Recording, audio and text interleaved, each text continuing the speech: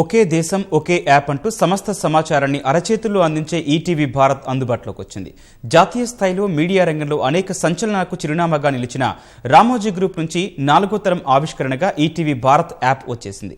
13 భాషలు, 29 రాష్ట్రాలు, 725 జిల్లాల నుంచి శరవేగంగా వార్తలు, విజ్ఞాన, వినోదాలు అందించే అత్యాధునిక మొబైల్ యాప్ ఈటీవీ భారత్ ప్రారంభోత్సవం రామోజీ ఫిల్మ్ సిటీలో జరిగింది.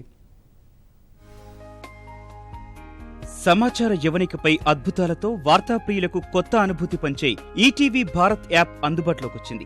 ఆంగ్లం సహా దేశంలోని 13 భాషలు, 29 రాష్ట్రాలు, 725 జిల్లాలకు సంబంధించిన వార్తలు, విజ్ఞాన, వినోదాలు, ప్రపంచవ్యాప్తంగా చోటు చేసుకునే పరిణామాలను ఎప్పటికప్పుడు మీ అరచేతిలోకి చేర్చే ఒకే ఒక యాప్ ఈటీవీ భారత్ అందుబాటులోకి వచ్చేసింది.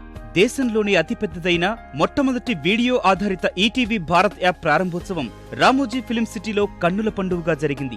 ఈనాడు గ్రూప్ సంస్థల చైర్మన్ రామోజీరావు ఆధ్వర్యంలో ఉదయం 11:16 యాప్ ఆవిష్కరణ కార్యక్రమం జరిగింది. ఈ కార్యక్రమానికి ఈనాడు MD Kiran, Margadarsi MD Shailaja Kiran, Ramoji film city MD Vijayeshwari, RFC MD Rammohan Rao, Ushodaya enterprises limited director Sahari, ETV Bharat director Brihati, executive director Bapineedu, అన్ని విభాగాల సిబ్బంది హాజరయ్యారు. ఈటీవీ భారత్ ఆంధ్రప్రదేశ్ యాప్ను ముఖ్యమంత్రి చంద్రబాబు ఆరంభించారు.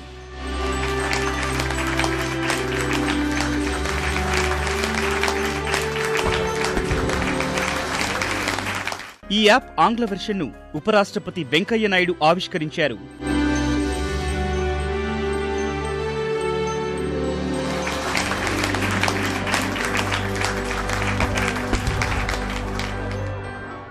ఈటీవీ భారత్ తెలంగాణ యాప్ను రామోజీ గ్రూప్ చైర్మన్ రామోజీరావు ప్రారంభించారు.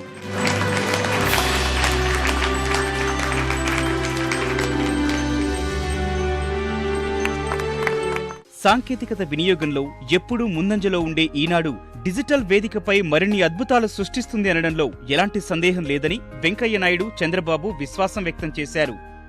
I am very happy to be part of launching of ETV Bharat, the digital platform, first of its kind on such a large scale. Information that is being given is not only confined to news. I am told it covers different aspects of the life of the people. I am particularly happy it is going to focus more on the life of the rural people also.